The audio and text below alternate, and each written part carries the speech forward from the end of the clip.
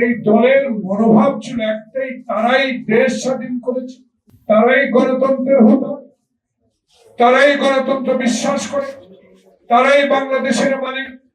তাদের ছাড়া এই দেশে আর কোন দল থাকতে পারে না। সেই কারণেই শেখ মুজিবের সেই একদলীয় শাসন ব্যবস্থা, সেই কারণেই শেখ মুজিবের সকল পত্রিকা বন্ধ করে দাও, সেই কারণে সকলকে একই দলে ফরম ফিল আপ করে সদস্য হওয়া, সেই কারণে শেখ মুজিবের এই পরিণতি। তার বাবার আদর্শকে ধরে রাখার জন্য 16টি বছর এই মহিলা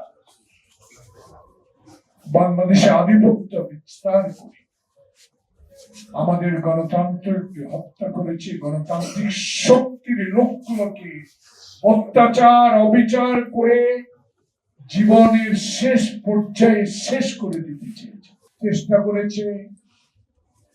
ষড়যন্ত্র করেছে, লগি বইটা দিয়ে মানুষ মেরেছে, ইসলামী পাঠাগারে গিয়ে ইসলামিক বইতে আগুন দিয়েছে, জুতা পরে মসজিদে ঢুকেছে,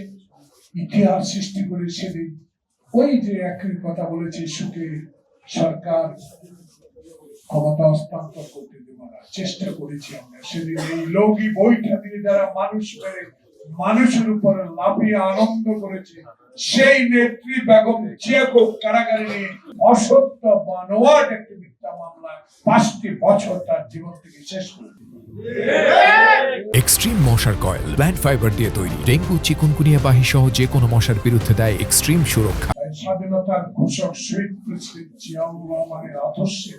একজন রাজনৈতিক কর্মী হিসাবে বাংলাদেশে এই চলমান রাজনৈতিক সংকট দূরীকরণের জন্য 16টি বছর তারেক রহমান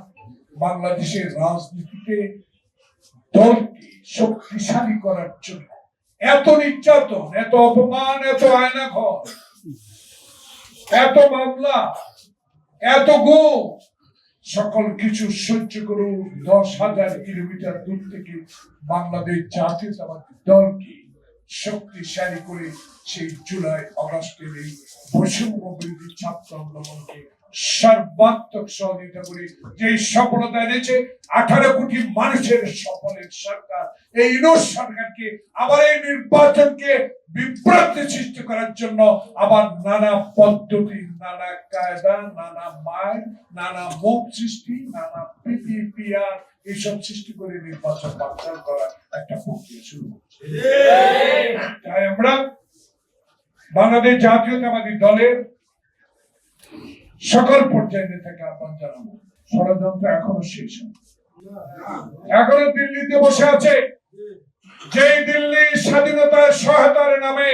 হাজার হাজার কোটি টাকার সম্পদ বাংলাদেশ থেকে লুট করে নিয়েছে। সেদিন প্রতিবাদ করার কারণে আমাদের নেতা জলিলকে পর্যন্ত